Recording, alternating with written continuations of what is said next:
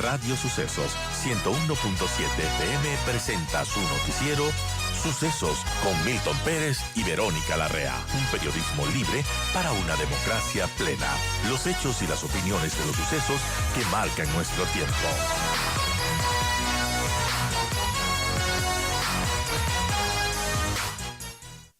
Y tenemos el placer, el privilegio de tener en nuestros estudios nada menos que a Sebastián Guayasamín, destacadísimo piloto ecuatoriano. Él viene de hace algunas horas de participar en el Rally Dakar en Arabia Saudita por 10ª ocasión, con una posición realmente importante, muy decorosa, por cierto. Él quedó en 6º lugar, es decir, está en el top 10 de los pilotos mundiales. Sebastián, muy buenos días, gracias por la oportunidad.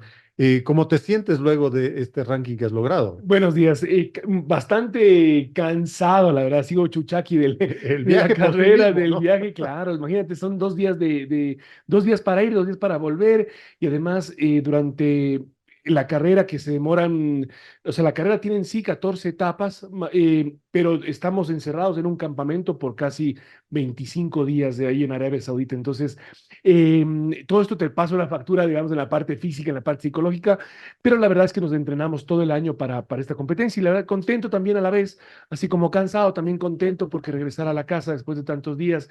Y yo, lo primero que llegas es a comerte un bolón en la mañana, almuerzas una ¿Qué guatita. comes allá en Arabia Saudita?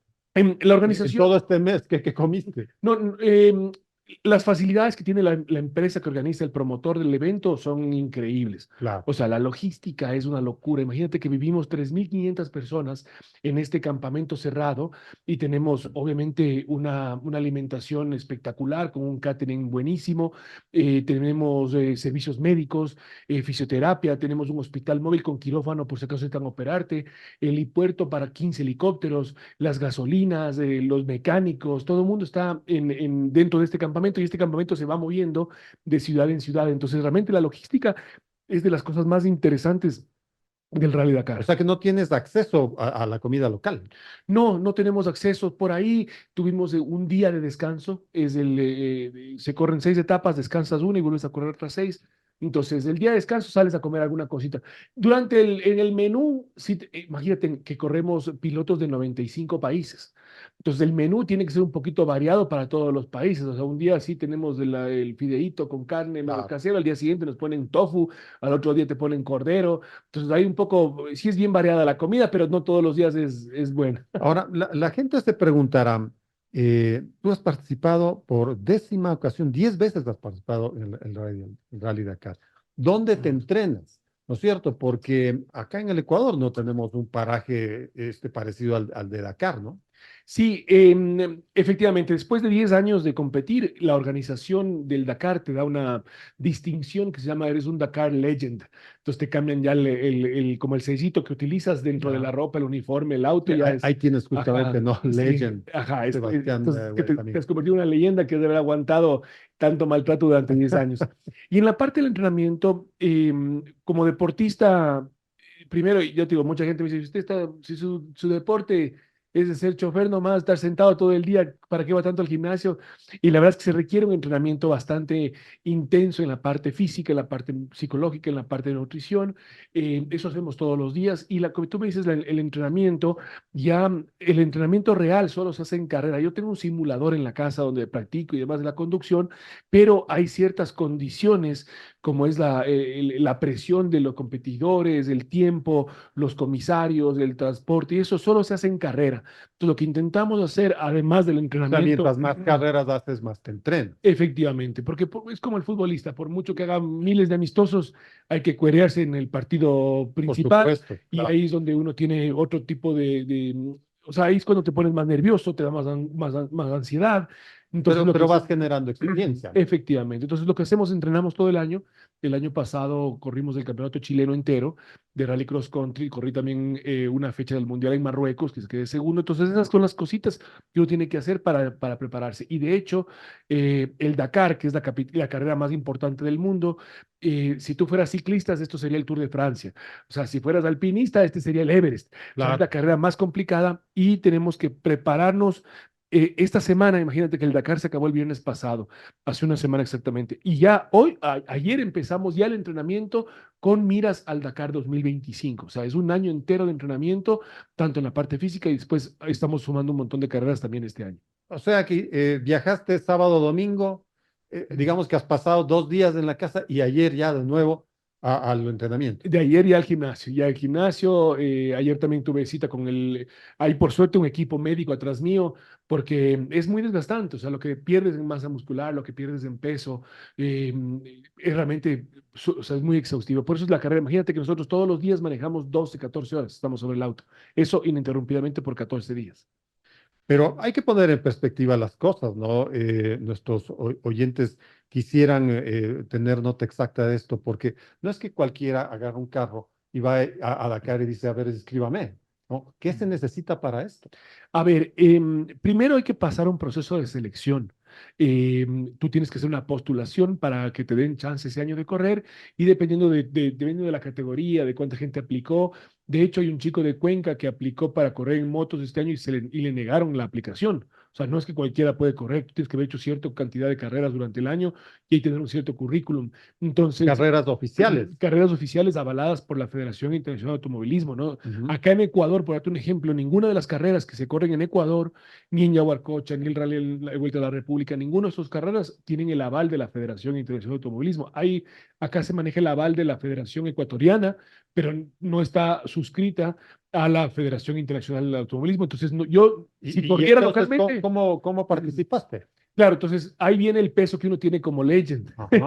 Al ser leyenda en el Dakar, tienes privilegio para para volver a participar y demás. Entonces, una vez digamos que ya te aceptaron en la carrera, de ahí viene todo el tema que es más complicado todavía, que es conseguir los fondos para poder tener un auto competitivo o una moto. Recordemos que en el Dakar corren motos, cuadrones, autos, camiones, ahora hay una categoría de autos clásicos. Entonces, todo esto necesita bueno, pues necesitas un montón de plata para poder comprar el auto.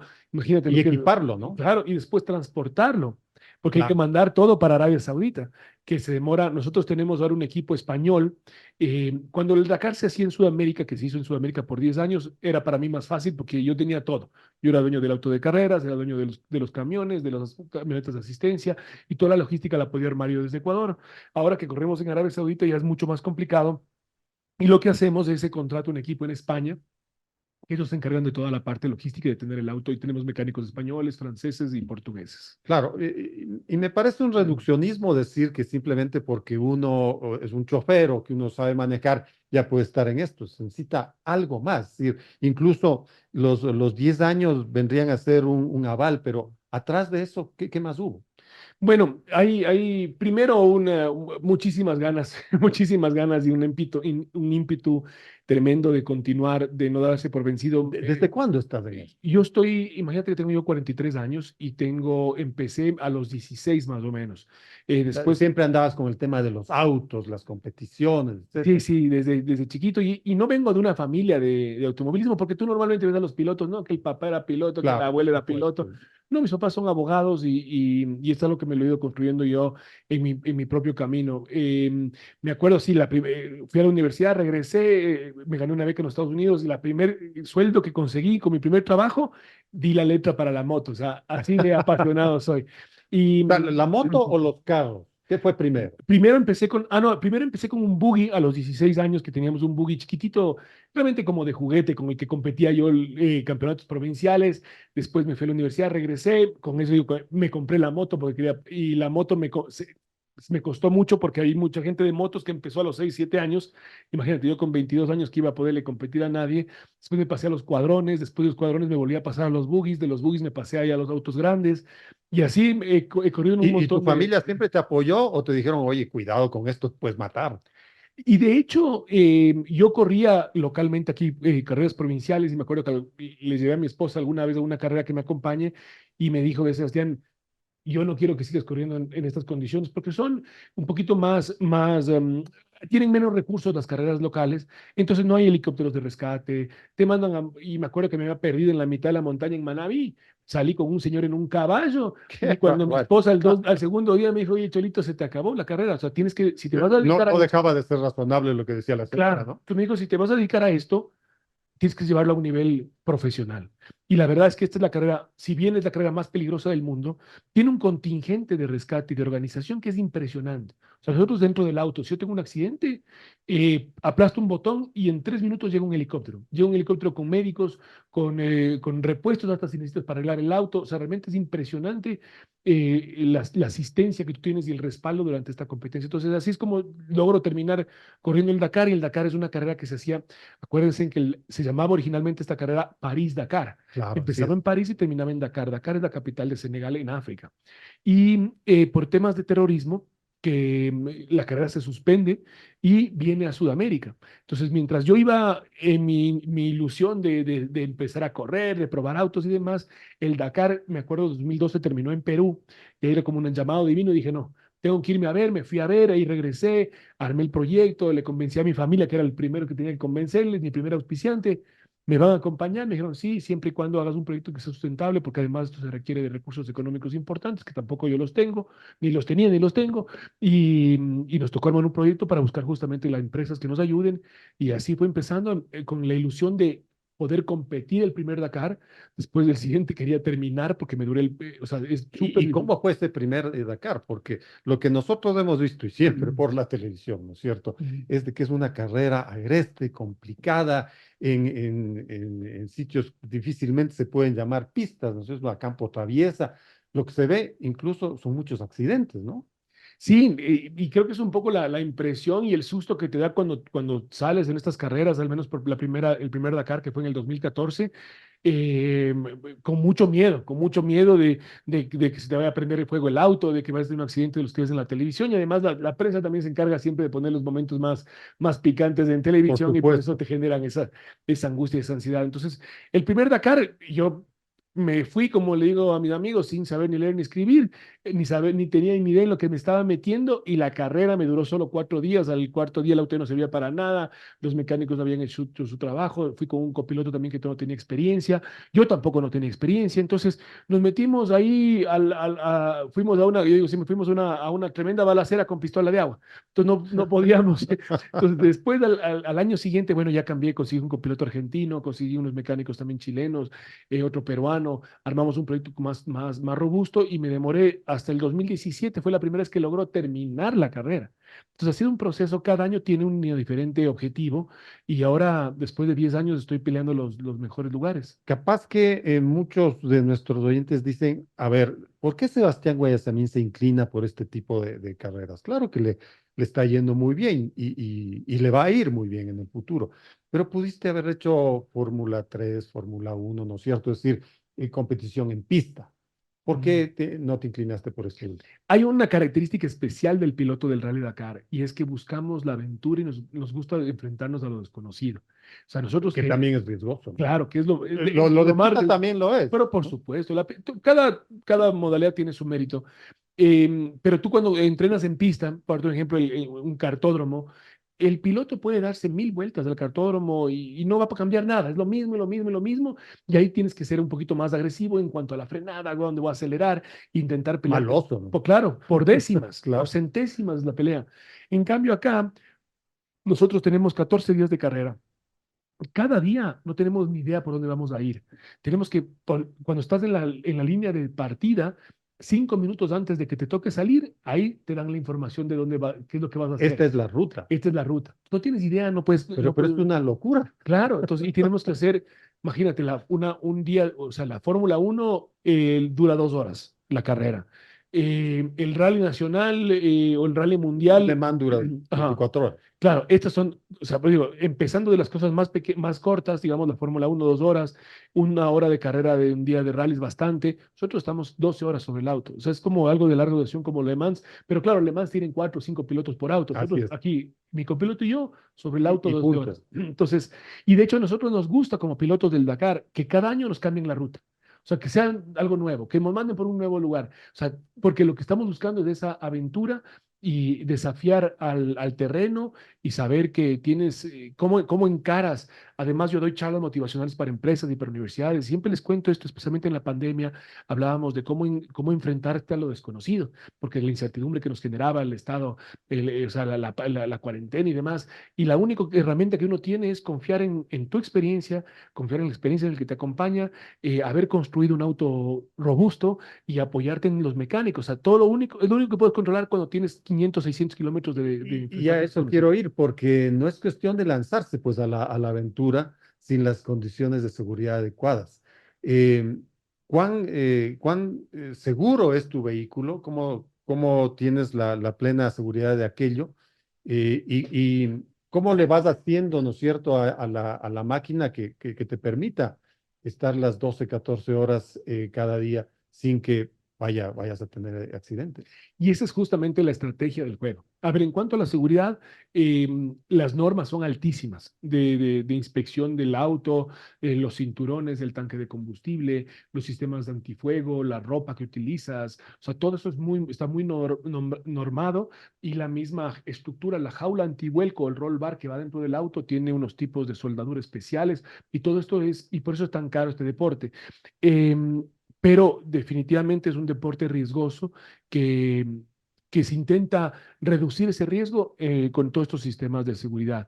Y de ahí la confianza que uno tiene que tener en los mecánicos. Por eso te digo, o sea, la primera vez que fuimos, me di cuenta que necesitamos gente con experiencia. Entonces ahora tenemos ¿Tu equipo mecánicos. es internacional o meramente ecuatoriano? No, es internacional. De hecho, de Ecuador solo viajo yo y viaja la persona que nos maneja la prensa y nos hace las redes sociales.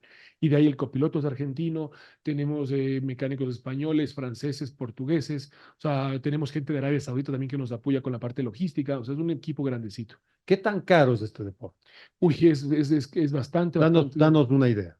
A ver, para que tengan una idea, solo inscribirte en el Rally Dakar, los derechos son cerca de $50,000, solo los derechos de inscripción, que te incluyen, obviamente, te incluyen hasta un seguro a todo riesgo. Si es que un camión de estos, imagínate, de carrera atropella a una persona, no tiene ninguna, o sea, todo está cubierto a través del seguro y no tiene responsabilidad, entre comillas, el conductor. Entonces, eso es súper importante, los Y helicópteros, la seguros para comida. todos, especialmente para ti, ¿no? Porque puede haber, Claro. espero que no lo haya, pues un accidente muy serio.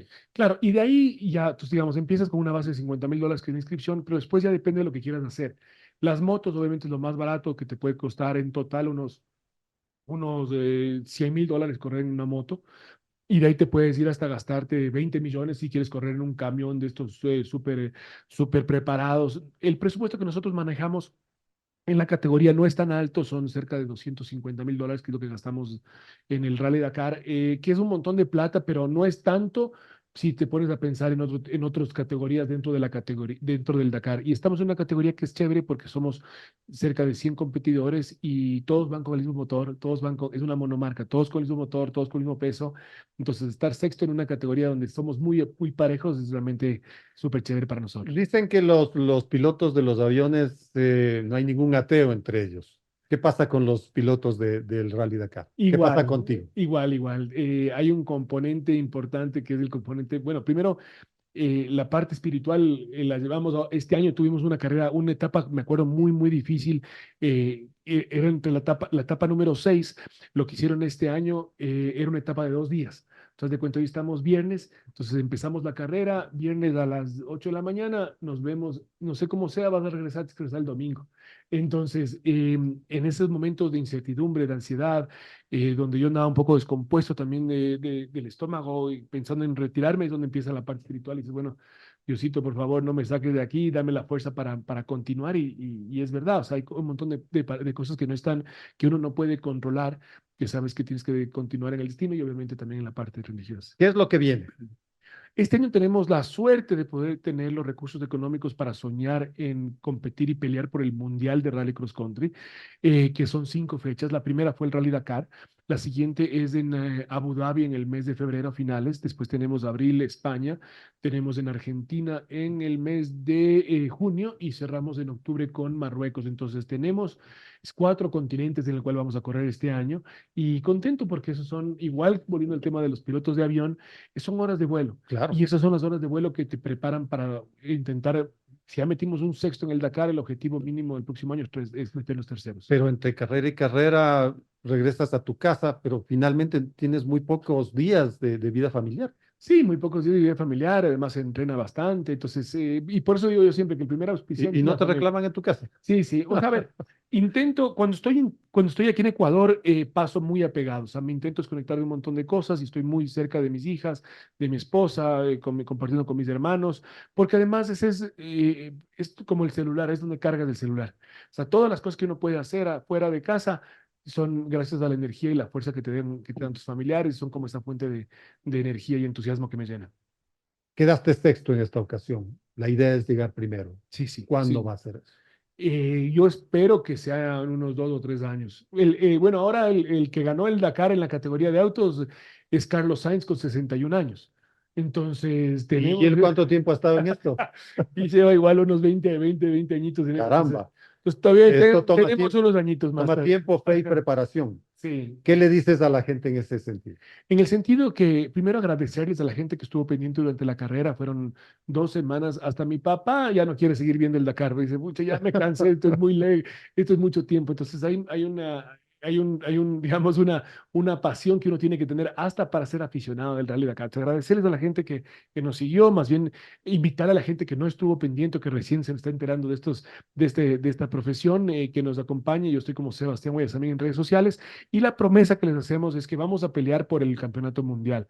Este año estoy quinto en el mundial y a falta de 4 fechas, yo creo que podemos hacer los puntos necesarios para soñar en meternos en un tercer lugar, como mínimo. Así que, y que el proceso es largo, que nos han esperado 10 años y después de 10 años estoy cosechando los mejores resultados y que voy a seguir peleando y seguir entrenando más duro. Ahora es la época de duplicar los esfuerzos para soñar en ganar ese Dakar. Sabemos que harás lo necesario. Gracias, Sebastián, por visitar. No, gracias a ustedes. Ha estado con nosotros el destacado piloto ecuatoriano Sebastián Guayasamín.